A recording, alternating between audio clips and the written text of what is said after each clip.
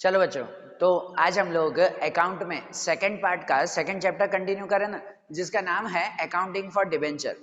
देखो, इस चैप्टर में हम लोग डिबेंचर की एंट्री समझ रहे थे ना, जिसमें हम लोग फाइनल एक्सरसाइज के क्वेश्चन देख रहे थे। उसमें काफी सारे नए नए टॉपिक्स हमने देखे कि आखिरी में हम लोगों ने टॉपिक देखा था डिबेंचर रिडिम्पशन का।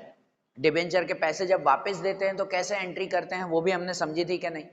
अब आज उसमें एक नया टॉपिक हमें देखना है, जो टॉपिक है हमारा डिबेंचर रिडिम्पशन इन्वेस्टमेंट या तो फिर डिबेंचर रिडिम्पशन रिजर्व का। देखो, डिबेंचर का जब रिडिम्पशन करना है वो है तो वैसे कंपलसरी। हम लोग कहते हैं ना भाई, डिबेंचर कंपनी की लायबिलिटी है, पैसे वापस तो देने ही है, रिडीम तो करने ही करने हैं।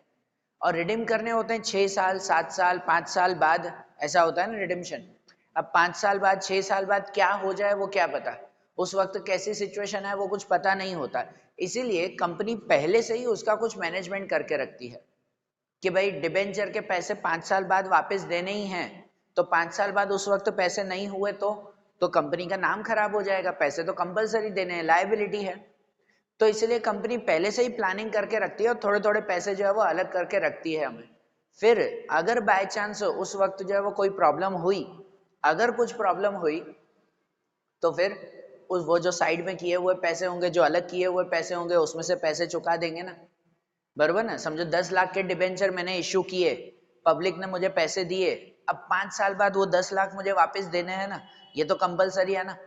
अब 5 साल बाद क्या पता कि उस वक्त क्या सिचुएशन है, मेरे पास 10 लाख नहीं हुए तो फिर अगर मैं उनको ना बोल दूं तो कंपनी का नाम खराब हो जाएगा। तो इसलिए 5 साल तक मैं हमेशा थोड़े थोड़े पैसे अलग करके रखूंगा। प्रैक्टिकल ऐसा ही होता है, 5 साल तक मैं थोड़े थोड़े पैसे अलग करके रखूंगा। अगर 5 साल बाद मेरे पास 10 लाख रुपए हैं तो बेटर है, मैं उसमें से दे दूंगा। साइड में किए हुए पैसे वेस्ट थोड़ी होंगे, वो हर कहीं काम आ जाएंगे। लेकिन बाय चांस कुछ ऊपर नीचे हुआ और मेरे पास पैसे नहीं हुए उस वक्त 10 लाख, तो मैंने जो 5 साल साइड में करके रखे हैं उसमें से जो है मैं पैसे निकाल के दे दूंगा ना फिर। सही बात है ना, प्रैक्टिकल कंपनी ऐसे ही करती है ना।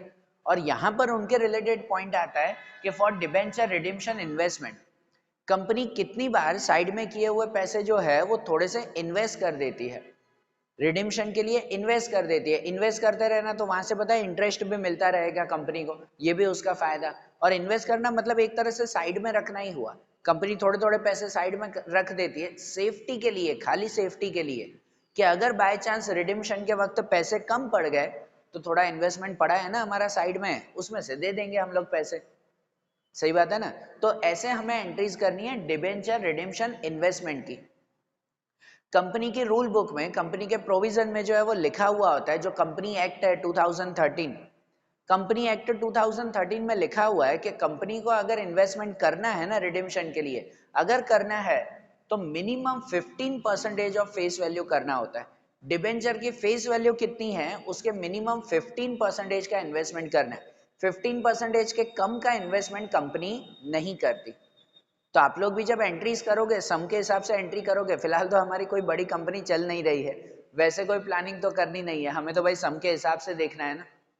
तो सम के हिसाब से अगर हमें डिबेंचर रिडिम्पशन इन्वेस्टमेंट की एंट्री करनी है तो जो डिबेंचर की फेस वैल्यू है ना उसके 15% का इन्वेस्टमेंट करना है, मिनिमम 15। से ज्यादा क्वेश्चन में मेंशन हो तो ठीक है, उससे कम नहीं होना चाहिए। बराबर ना, मिनिमम 15% का इन्वेस्टमेंट हमें करके बताना है। बरोबर। ये इन्वेस्टमेंट खाली सेफ्टी के लिए, तो अगर कभी ऐसा इन्वेस्टमेंट करना हो तो उसकी एंट्री ये आती है। भाई पहले तो एक वो भी बात कि जनरली इन्वेस्टमेंट कंपनी है ना, जब रिडेम्पशन करना हो ना उसके आखिरी साल में ही करती है। आखिरी जो है वो 11-12 महीनों के लिए, जनरली 11 महीनों के लिए जो है वो करती है हमारे टेक्स्ट बुक के हिसाब से। वैसे प्रैक्टिकली तो बेटा बहुत चेंजेस आते हैं, लेकिन टेक्स्ट बुक के हिसाब से ऐसी चीज मेंशन है कि जनरली 11 महीनों के लिए, आखिरी साल के लिए कंपनी इन्वेस्टमेंट करती है। तो इन्वेस्टमेंट की जब भी डेट आएगी ना, आप लोगों को ध्यान रखना, तो 11 मंथ का इन्वेस्टमेंट होता है। तो इन्वेस्टमेंट की एंट्री ऐसे करते हैं, जब रिडेम्पशन के 11 महीने पहले इन्वेस्टमेंट करना हो, जब इन्वेस्टमेंट किया है तो ये एंट्री लिखते हैं, debenture redemption investment account debit to bank account. To bank, bank credit में पैसे गए, इन्वेस्ट किए ना, पैसे गए बिजनेस में से। Debenture redemption investment account debit to bank account. बरोबर। और जब इन्वेस्टमेंट के पैसे वापस मिल जाते हो, इन्वेस्टमेंट लाइफ टाइम थोड़ी वहां रखेंगे, पूरे टाइम के बाद जब रिडीम्शन हो जाएगा तो पैसे वापस भी तो मिल जाएंगे ना। जब डिबेंचर के पैसे वापस मिल जाते हो तो ये एंट्री करते हैं, bank account debit to debenture redemption investment account, इसकी अपोजिट एंट्री, बराबर ना। ये पहले हमने इन्वेस्टमेंट किया, ये इन्वेस्टमेंट के पैसे वापस मिल गए, बराबर ना। ये डेट जो आएगी ना वो मैं सब में आपको मेंशन करवाऊंगा, पहले रूल्स ध्यान रखना, इन्वेस्टमेंट किया, ये इन्वेस्टमेंट के पैसे वापस मिल गए। और अगर बाय चांस क्वेश्चन में ऐसा है कि इन्वेस्टमेंट के ऊपर इंटरेस्ट भी मिला है, मिलता ही है, लेकिन कोई क्वेश्चंस में है, कोई क्वेश्चन में मेंशन नहीं है ऐसा, तो अगर डिबेंचर के ऊपर इंटरेस्ट मिल रहा है तो इंटरेस्ट की ये एंट्री करते हैं, बराबर ना। ये इंटरेस्ट के लिए अगर इंटरेस्ट मिल रहा है तो, अगर इंटरेस्ट मिल रहा है तो एंट्री करते हैं bank account debit to interest on investment account. मैं शॉर्ट में ही लिख रहा हूँ, सब ऊपर ध्यान देना, bank account debit to interest on investment account, भाई इन्वेस्टमेंट का इंटरेस्ट मिला हमें, और देन ये जो इंटरेस्ट मिलेगा वो कंपनी का प्रॉफिट ना, कंपनी का बैठे बैठा फायदा, तो ये इंटरेस्ट हम लोग ट्रांसफर कर देते हैं प्रॉफिट एंड लॉस में। कहाँ ट्रांसफर करते हैं? प्रॉफिट एंड लॉस अकाउंट में, कि interest on investment account debit to statement of profit and loss account, statement of P&L, profit and loss account. समझ आ रही है बात? बराबर। इन्वेस्टमेंट की ये एंट्रीज करनी है हमें। अगर इसी की तरह अगर क्वेश्चन में मेंशन है कि इन्वेस्टमेंट के साथ रिजर्व भी रखना है, for debenture redemption reserve, reserve investment में फर्क क्या है? देखो, अगर गोल या ऑब्जेक्टिव देखें तो दोनों के ऑब्जेक्टिव का फर्क नहीं है, मतलब दोनों किस लिए किए जाते हैं? सेफ्टी के लिए। रिडेम्पशन के वक्त अगर पैसों की कमी पड़ रही है, पैसों की कमी पड़ रही है तो ये काम आएंगे हमारा। इन्वेस्टमेंट रिजर्व में बेसिक डिफरेंस ये है कि भाई इन्वेस्टमेंट किया जाता है कंपनी के बाहर, दूसरी कोई कंपनी में, बैंक में या और कहीं पर हमने इन्वेस्टमेंट किया। रिजर्व अपने ही बिजनेस में थोड़े थोड़े पैसे साइड में करके रखे हैं हमने, बराबर ना। अपने ही बिजनेस में, रिजर्व पे इंटरेस्ट वगैरह नहीं मिलता, अपने ही बिजनेस में ही रखे हैं हमने साइड में पैसे। इन्वेस्टमेंट हमने कहीं बाहर इन्वेस्ट किया है पैसे, तो उस पर इंटरेस्ट भी मिलेगा ना, ये खाली फर्क है ना। और जब रिजर्व करना हो ना, साइड में पैसे करने हो ना, तो आपके क्वेश्चन में मेंशन होता है कि रिजर्व कहां से कर रहे हैं, भाई रिडीम कहां से कर रहे हैं। अगर दिया हुआ है रिडीम आउट ऑफ कैपिटल है, हमारे कैपिटल में से जो है वो पैसे वापस देने हैं डिबेंचर के, रिडीम आउट ऑफ कैपिटल है, तो मिनिमम 25% फेस वैल्यू के, डिबेंचर की फेस वैल्यू के मिनिमम 25% रिजर्व करना है। ये रूल्स ध्यान देना, ये परसेंटेज और इनके ये 1 मार्क में भी पूछे जाते हैं रूल्स में। रिजर्व अगर आउट ऑफ कैपिटल मेंशन है तो मिनिमम 25% का रिजर्व करना है, लेकिन अगर आउट ऑफ प्रॉफिट रिडीम कर रहे हैं ऐसा मेंशन है तो 100% जितनी फेस वैल्यू है पूरे के पूरी ही अमाउंट रिजर्व में रखनी है, बराबर ना। 100% का रिजर्व करना है, ये चीज ध्यान रखना। कितना रिजर्व करना है वो क्वेश्चन में नहीं होगा, ये रूल के हिसाब से आपको याद रखना है। और रिजर्व की एंट्री ऐसे करते हैं, देखो एक और चीज कि आपके जो क्वेश्चन है ना, उन क्वेश्चन में रिजर्व दिया हुआ है आखिरी तारीख को, जिस दिन रिडीम करने वाले हैं उसी दिन रिजर्व भी रख रहे हैं। प्रैक्टिकली ऐसा नहीं होता है भाई रिडीम करने वाले हैं तो रिजर्व कम से कम 1 साल 2 साल पहले से किया जाता है, थोड़ा थोड़ा रिजर्व। पर आपके क्वेश्चन में ऐसा है, ठीक है हम डेट वैसे लिखेंगे, रिजर्व की डेट आखिरी तारीख, जिस दिन रिडीम कर रहे हैं उसी दिन रिजर्व भी रख रहे हैं साइड में, बराबर। बाकी प्रैक्टिकली ऐसा नहीं होता। प्रैक्टिकली तो जो रिजर्व रखा जाता है सेफ्टी के लिए, कि अगर जो है कहीं रिडीम्शन के वक्त हमारे पास पैसे नहीं हुए तो ये रिजर्व हमारे पास पड़े होंगे साइड में।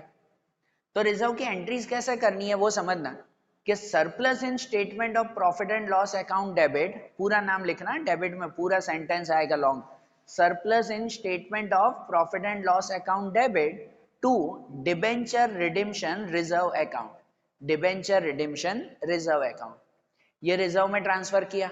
अगर ये रिजर्व कहीं यूज हो रहा है, क्या पता हमें कुछ नुकसान हो रहा है तो ये रिजर्व उसमें से यूज होगा, अगर यूज हो रहा है तो ठीक है वहां यूज करेंगे, अगर नहीं यूज हो रहा है तो इस रिजर्व को ट्रांसफर कर देते हैं बिजनेस के जनरल रिजर्व में।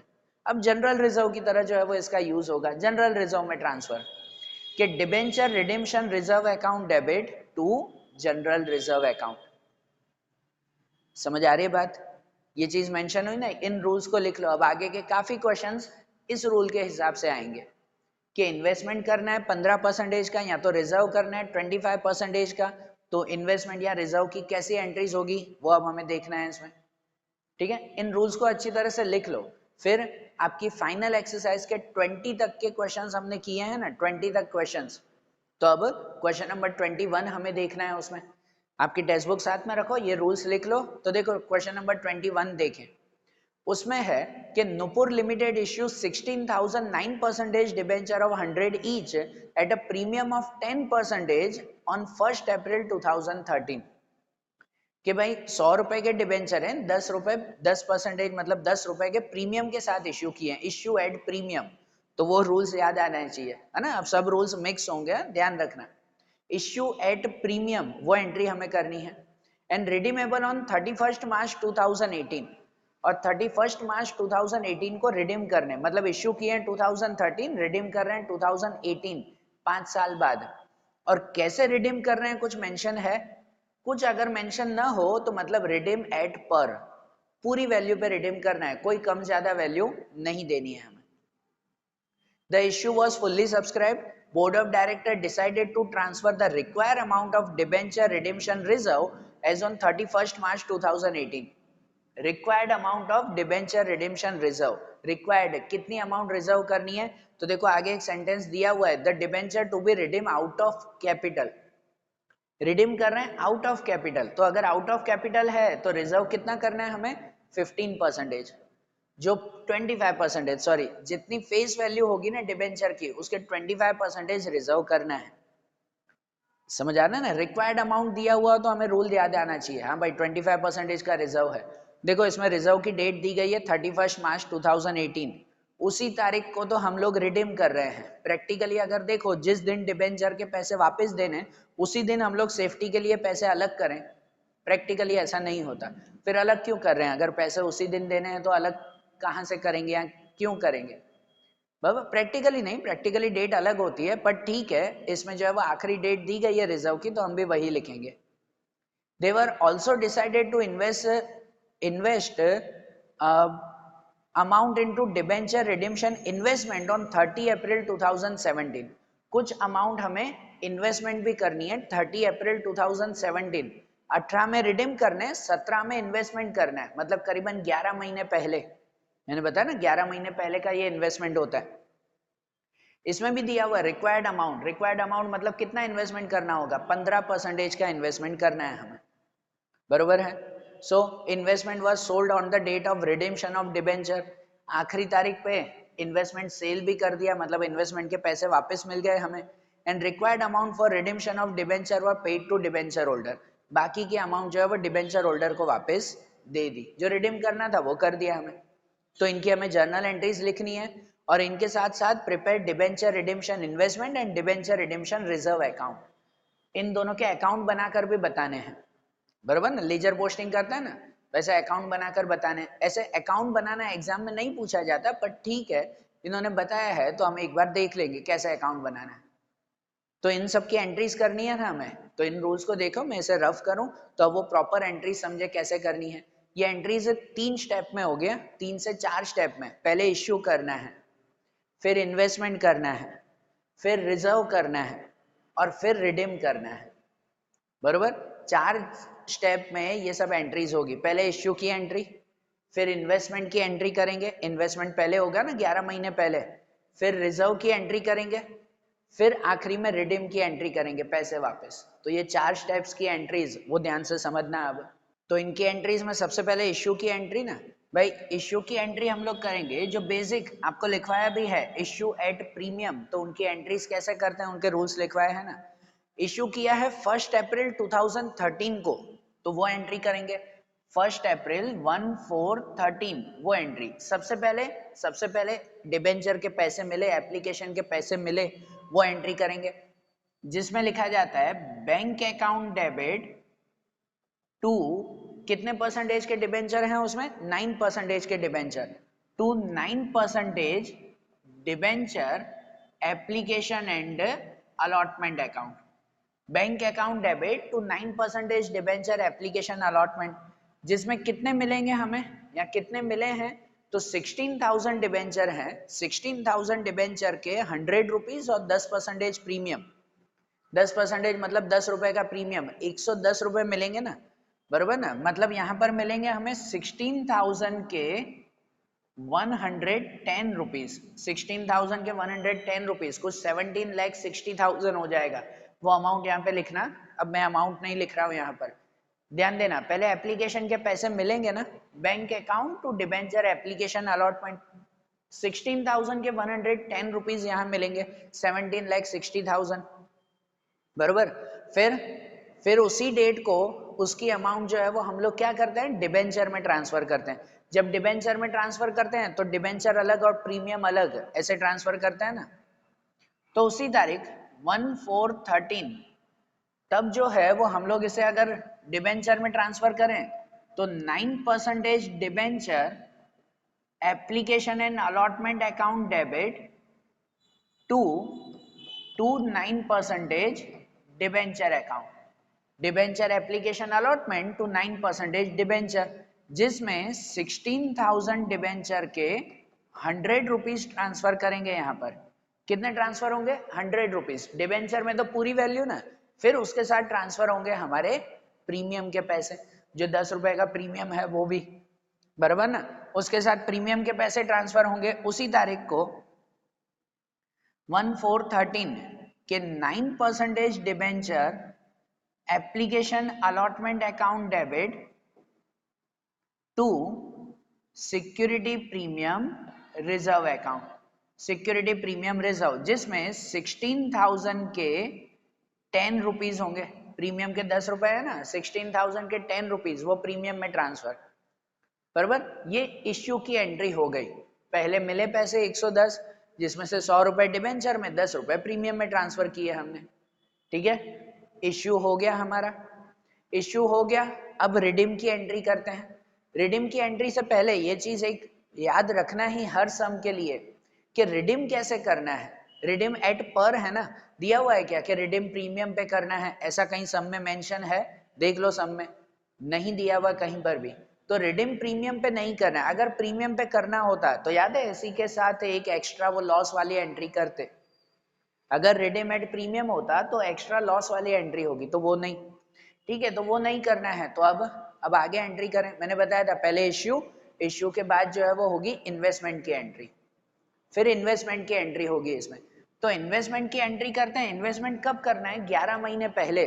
देखो रिडीम करना है 2018 में ना, 31 मार्च 2018, तो उससे 11 महीने पहले की डेट दी गई है 30 अप्रैल 2017, 30 अप्रैल 34 2017 तब की ये डेट है।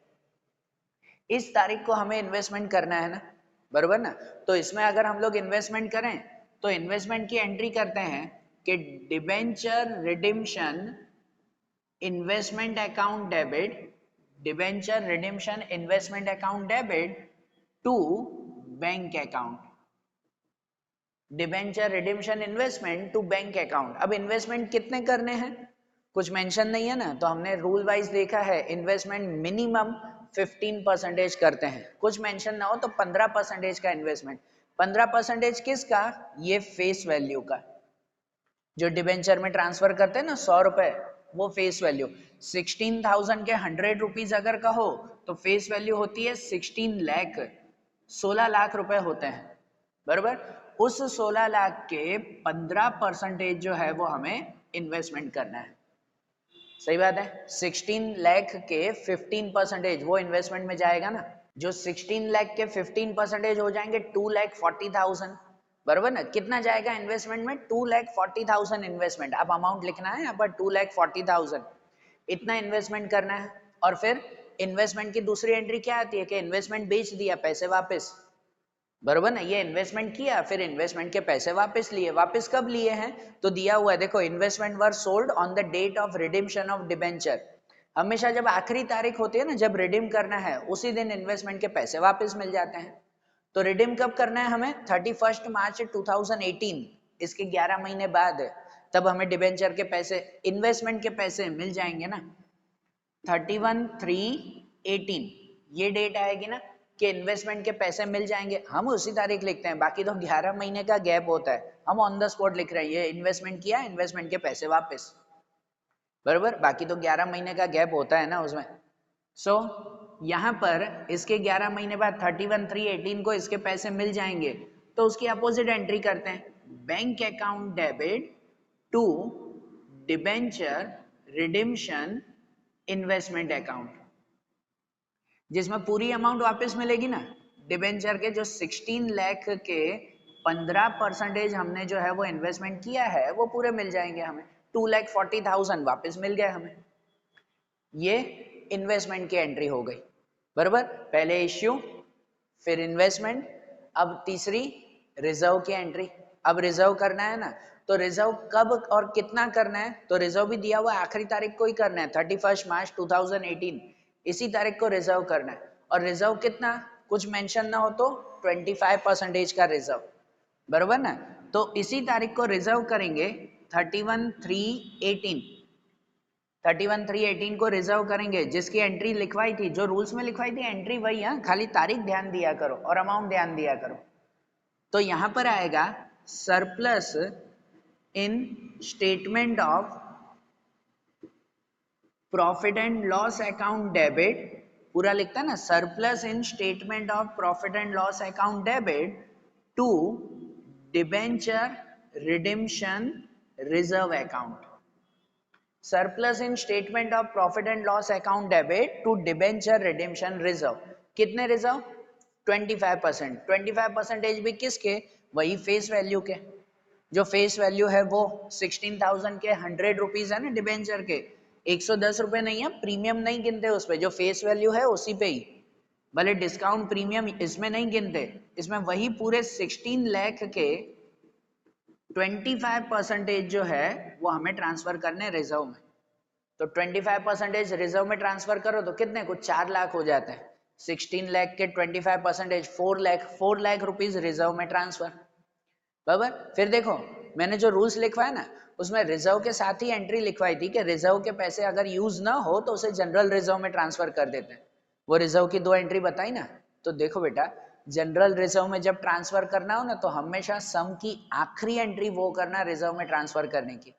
यहाँ रिजर्व के बाद अब रिडीम की एंट्री करना, रिडीम्शन की जो 2 एंट्री आती है वो, क्योंकि पहले रिडीम्शन हो जाए कि अगर इसका यूज नहीं हुआ तो फिर जनरल रिजर्व में आखिरी में ट्रांसफर होगा ना, कि अभी रिजर्व किया अभी जनरल रिजर्व में ट्रांसफर कर दें फिर रिडीम्शन करें, ऐसे कैसे भाई। तो फिर रिजर्व क्यों किया, सीधा जनरल रिजर्व में ही डाल देते ना, अलग से रिजर्व क्यों किया है इसमें।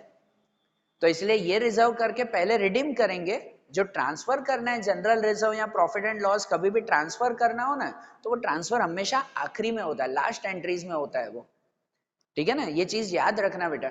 सो इसके बाद अब हम लोग रिडेम्पशन की एंट्री करेंगे, माइंड में रखना, पहले इश्यू, फिर इन्वेस्टमेंट, फिर रिजर्व, रिजर्व में ये एक ही एंट्री, जनरल रिजर्व तो आखिरी में।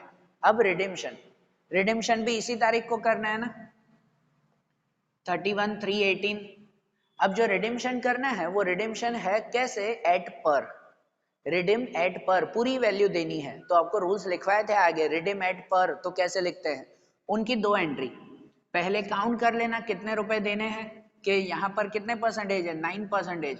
9% debenture account debit to to debenture holder account, 9% debenture to debenture holder, ऐसे हो जाएगा ना। जिसमें कितने, तो पूरे ही देने हैं, 16,000 डिबेंचर के 100 रुपए हमें देने हैं, 16 लाख रुपीज, 16 लाख रुपए हमें देने हैं। ये काउंट कर लिया ना, प्रीमियम तो देना नहीं है रिडेम्पशन में। फिर उसी तारीख को 31/3/18, तो 31/3/18 को हम लोग उन्हें पे कर देंगे कि debenture holder account debit to bank account, debenture holder to bank, पूरे ही पे करने हैं ना, 16,000 के 100 रुपीज, 16 लाख रुपीज उनको पे कर दिया डिबेंचर होल्डर को। अब जो हमने ये रिजर्व किया है वो रिजर्व हम लोग ट्रांसफर करेंगे जनरल रिजर्व में, बराबर ना। इन्वेस्टमेंट में भी अगर इंटरेस्ट होता है, देखो इसमें इंटरेस्ट नहीं है, क्वेश्चन में कहीं मेंशन नहीं था कि इन्वेस्टमेंट में इंटरेस्ट मिला है, भले 11 महीने हमने इन्वेस्टमेंट किया, इंटरेस्ट कुछ भी नहीं मिला, तो इन्वेस्टमेंट में इंटरेस्ट की एंट्री नहीं की। अगर वो इंटरेस्ट होता तो पता है इंटरेस्ट भी प्रॉफिट एंड लॉस में ट्रांसफर करते हैं ना, लिखवाया ना रूल्स में आपको। तो वो इंटरेस्ट प्रॉफिट एंड लॉस में ट्रांसफर करना हो या इस रिजर्व को जनरल रिजर्व में ट्रांसफर करना हो, वो एंट्री हमेशा आखिरी में करते हैं, सम की लास्ट एंट्री।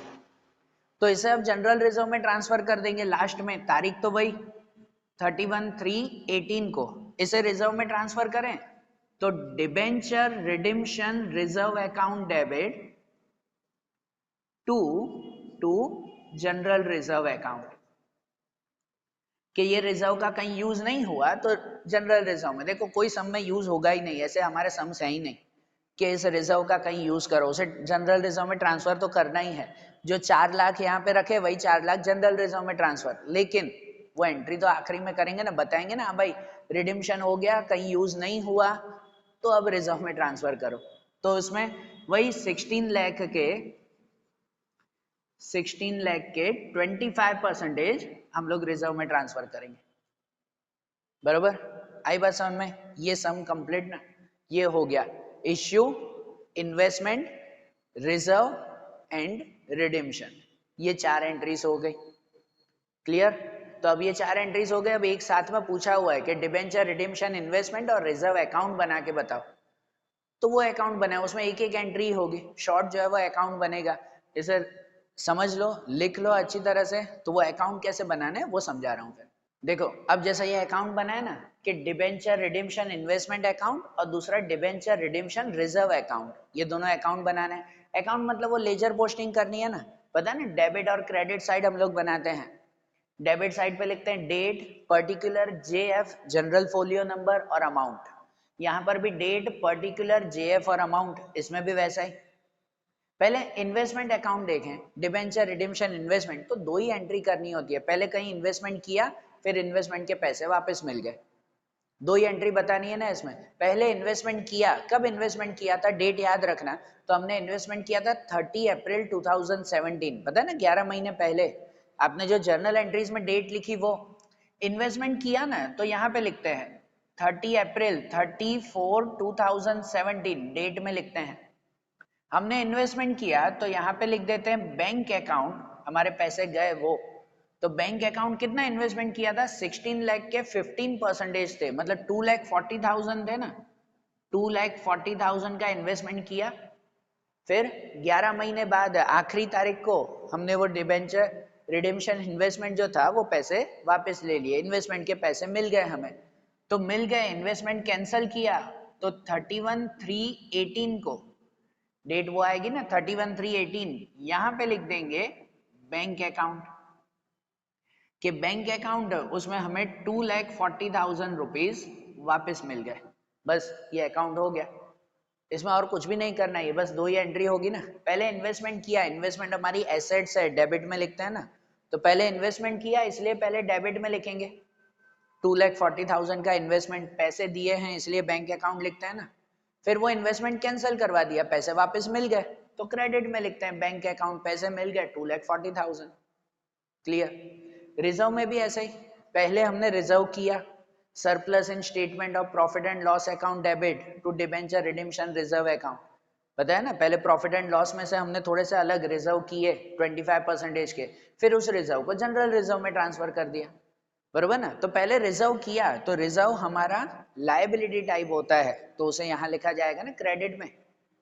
कब रिजर्व किया था, आखिरी तारीख को ही 31/3/18 को रिजर्व किया था, तो यहाँ पे लिखेंगे किस में से, प्रॉफिट एंड लॉस में से ना, तो surplus in statement of profit and loss account, कि भाई हमने रिजर्व किया, कितना रिजर्व किया था, कुछ 4 लाख का, 25% किया था ना, 4 लाख का रिजर्व। फिर उसी तारीख को 31/3/18, इसमें तो वही डेट दी गई है तो वही लिखेंगे कि उसी तारीख को हमने इस रिजर्व को जनरल रिजर्व में ट्रांसफर कर दिया। तो ट्रांसफर करेंगे, यहाँ पे लिखेंगे कि general reserve account, general reserve account में ट्रांसफर कितना, तो 4 लाख रुपीज। ये इनकी एंट्री भी हो गई। अकाउंट बनाना था, बस बेसिक ये एंट्रीज बतानी थी ना हमें। समझ आया? आज का ये टॉपिक, ये सम क्लियर हुआ माइंड में? बराबर ना? ऐसे अब आगे के 3-4 क्वेश्चन ऐसे ही हैं हमारे भाई, इसी एंट्रीज के अकॉर्डिंग करने जो आज आपको रूल्स लिखा, और इम्पोर्टेंट है इसलिए आज डिटेल में बताया मैंने, क्योंकि ऑलमोस्ट ऐसे क्वेश्चंस पूछे जाते हैं एग्जाम में, ये इन्वेस्टमेंट और रिजर्व के, तो माइंड में रखना है ये भाई, पहले इश्यू की एंट्री, फिर इन्वेस्टमेंट, फिर रिजर्व, फिर रिडेम्पशन। बराबर, ये 4 एंट्रीज हमें करनी होती है, ध्यान में रखना। तो इसे लिख लो, याद रख लो इसे। अब जो आगे के सेम क्वेश्चंस होंगे वो अब हम लोग नेक्स्ट वीडियोस में देखेंगे। Okay, thank you.